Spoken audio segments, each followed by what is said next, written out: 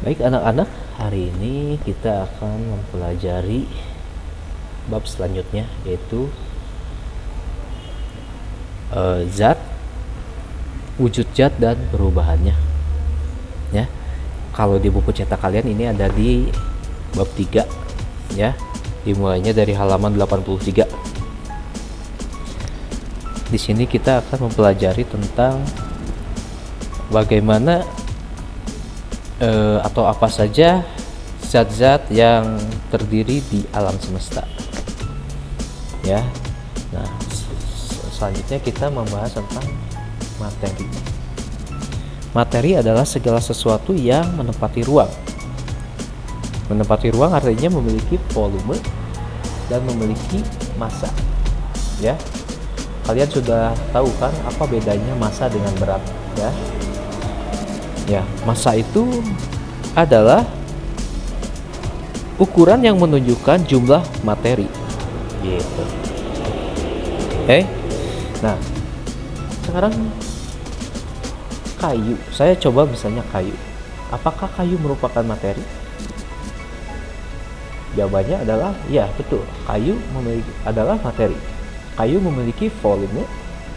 Kayu juga kalau ditimbang menggunakan neraca memiliki massa. Besi, udah jelas ya, besi memiliki volume dan memiliki massa. Air, bagaimana dengan air? Nah, air menempati ruang pasti memiliki volume. Nah, air juga kalau kalian mengambil air memakai ember, ya, akan terasa berat, ya. Nah, berarti air memiliki massa, ya, bisa ditimbang. Nah, sekarang pertanyaannya adalah bagaimana dengan udara, ya? Udara bagaimana? Nah, kalau misalnya udara ini pasti terjadi, kalian terjadi perdebatan dalam pikiran kalian, ya. Kalau misalnya Mister itu udara mah ringan, ya, udara mah bisa tembus, ya, berarti tidak memiliki volume. Wah, enggak juga. Kalau misalnya kalian mau membuktikannya, udah gini, dia memiliki volume dan memiliki massa. Gini nih cara membuktikannya, ya. Misalkan di sini ada 2 buah balon ditimbang dalam keadaan yang seimbang, ya. Oke. Nah, diletuskan salah satunya, maka lihat apa yang akan terjadi. 1, 2, 3.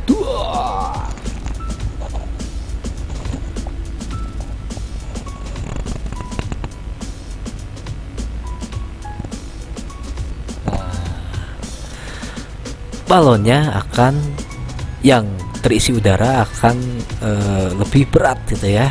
Dia akan tidak seimbang lagi sistemnya. Ini membuktikan bahwa udara memiliki massa. Kalian juga bisa dilihat di rumah ada gas LPG 3 kg, berarti udara memiliki massa, gitu. Walaupun massanya sangat ringan, tetapi bukan berarti udara tidak memiliki massa. Nah, contoh lainnya misalnya gini, kalau kalian naik sepeda cepat banget nih, udara akan menabrak kalian, ya. Kalau misalnya anginnya besar sekali, gitu ya, ya, ada angin kan udara, ya. Nah, misalnya besar sekali, nah dia akan menerjang kita, gitu kan. Dia akan menabrak benda yang ada di sekitarnya, bahkan bisa menghancurkan atau meruntuhkan pohon yang besar, gitu. Berarti apa? Udara memiliki massa, gitu ya. Oke, sampai sini oke, ya. Nah, kita masuk ke pengertian zat. Setiap benda yang ada di alam merupakan materi. Materi di alam itu dapat berupa zat tunggal, ya, atau zat murni, yang adalah materi yang hanya tersusun dari satu jenis zat saja. Oke. Kemudian ada zat campuran, materi yang tersusun lebih dari satu zat. Mister, saya nggak ngerti ini zat murni apa, susu murni kah? Bukan ya. Zat murni berarti materinya hanya tersusun dari satu jenis zat saja. Misalnya paku besi merupakan zat tunggal, ya. Kenapa zat tunggal? Karena tersusun hanya dari zat besi saja, ya. Jadi kalau pabrik paku bikin paku, ya, memproduksi paku, ya dia tidak butuh zat yang lain, hanya cukup besi kemudian dibentuk. Oke, perhiasan emas ada yang merupakan zat tunggal. Kalau emasnya emas murni yang 24 karat, artinya emas murni itu gimana? Berarti ketika ditambang emas, ya, ada butiran kuning di situ, ya, ada serbuk kuning, batu kuning, emas, ya. Nah, itu yang dibentuk, ya. Nah, tapi kalau udah menjadi perhiasan, ya, yang kecil misalnya kayak anting, ya, emas tersebut dicampur supaya apa? Ya supaya bisa dibentuk. Emas tersebut dicampur supaya apa? Supaya kuat, ya. Dan supaya apa? Supaya lentur. Makanya ada tembaganya, ada zinc, ada platina, dan mungkin zat-zat yang lain, ya, yang bisa membantu membentuk perhiasan tersebut. Nah, air laut yang merupakan campuran, ya, zat campuran, ya. Contohnya kenapa? Ada airnya, ada garamnya, dan ada mineral lainnya yang sangat kaya di laut itu, ya. Udara juga merupakan campuran, ya, karena di dalam udara yang kita hirup kandung nitrogen, oksigen, hidrogen, dan karbon dioksida, dan juga lain-lain, ya. Bahkan zat beracun pun, ya, bisa jadi ada, ya, asap, ya, gitu kan. Berarti udara merupakan campuran. Nah, ini makanya wujud zat dibagi 3 sekarang. Wujud zat dibagi 3, ya. Ada yang padat, ada yang cair, ada yang gas, gitu, ya. Nah, yang bisa lihat di sini. Oh, yang padat itu udah tahu lah, ya, nih pelajaran SD kalau ini, ya. Nah, ini yang saya akan tekankan. Zat padat, jarak antar partikelnya sangat rapat, ya. Artinya kalau kalian menembus kayu dengan tangan, nah, kalian tidak bisa menembusnya karena sangat padat. Kalau kalian sekarang di sini zat cair, jarak partikel zat cair lebih renggang, ya, agak lebih renggang lah, gitu kan. Dia agak padat dikit, agak solid dikit, gitu, ya. Tapi kita bisa menembus air, ya. Kita bisa menembus air.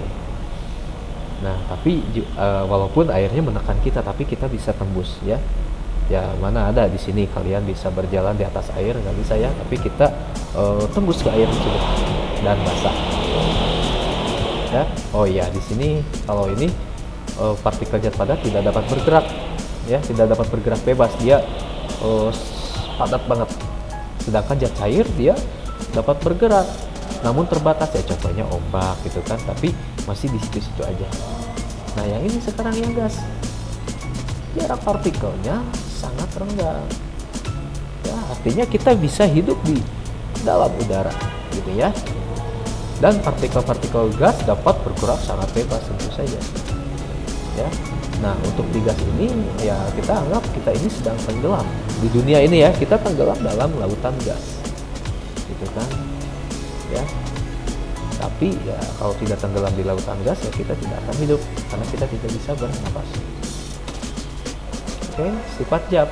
Sekarang sifat zat ada yang sifat ekstensif, yang bergantung pada jumlah atau ukuran zat, yaitu volume, massa. Nah, sedangkan sifat intensif itu sifat zat tidak bergantung pada jumlah atau ukuran zat, yang terdiri dari sifat fisis ya, dan juga sifat kimia. Nah,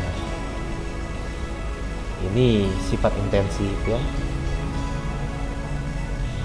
Oke. Nah, ini sifat fisisnya, ini sifat kimianya. Nah, sekarang kita masuk ke perubahan zat ya. Setiap zat bisa berubah bila kita memperlakukan sesuatu terhadap zat tersebut. Misalnya, suatu kayu dibakar akan menjadi arang. Air didinginkan sampai suhu 0 derajat Celcius akan membeku.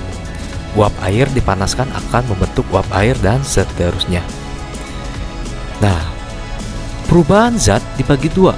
Ada perubahan fisis, yaitu perubahan suatu zat yang tidak menghasilkan zat jenis baru. Ya, terus perubahan kimia. Perubahan kimia adalah perubahan suatu zat yang menghasilkan jenis zat yang baru. Contohnya gini, perubahan fisis. Nah, kalau misalnya beras ditumbuk sampai halus, dia akan menjadi tepung. Ya tetap aja dia beras, tapi bentuknya ya jadi bubuk aja gitu ya, tapi tetap menjadi beras. Terus batu dipecahkan menjadi kerikil. Kemudian kayu dipotong-potong, dibentuk sedemikian rupa menjadi kursi, tetapi tetap kayu. Ya. Nah,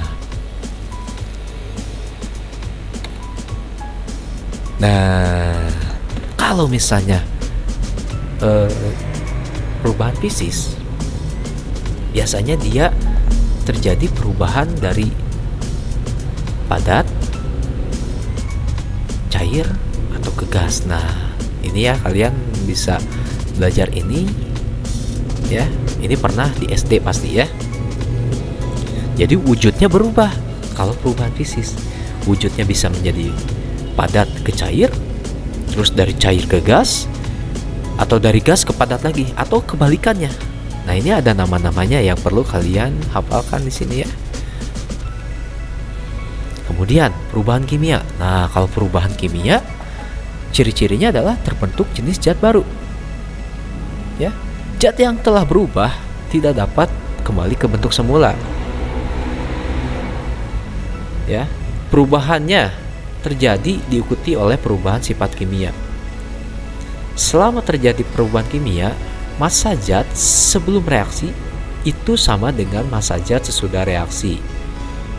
Kalau tadi beras ditumbuk-tumbuk menjadi tepung, ya tetap beras.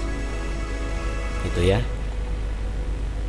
Nah, sekarang misalkan kayu dipotong-potong terus menjadi kursi gitu kan. Tapi sekarang bandingkan ini, kayu tersebut dibakar sampai jadi arang, apakah bisa menjadi kayu kembali? Tentu saja tidak. Nah, pembakaran di sini termasuk pada perubahan kimia. Begitu juga dengan beras yang kalau dimasak ya, misalnya beras menjadi nasi, nasi menjadi bubur ya. Ada peribahasa nasi sudah menjadi bubur, maka tidak bisa diubah lagi menjadi beras. Jadi itu adalah perubahan kimia. Nah, ini ya, perubahan kimia disebut reaksi kimia. Ya, ada bisa terjadi pembakaran, pembusukan, perkaratan, dan lain-lain. Ya. Nah, ciri-cirinya adalah terjadi perubahan warna, terjadi perubahan suhu, timbul gas, lalu kemudian timbul endapan.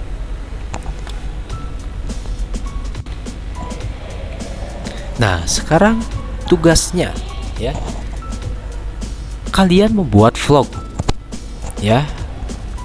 Ya seperti di YouTube gitu ya, ada vlogger yang terkenal. Hai guys, ini saya lagi gitu ya,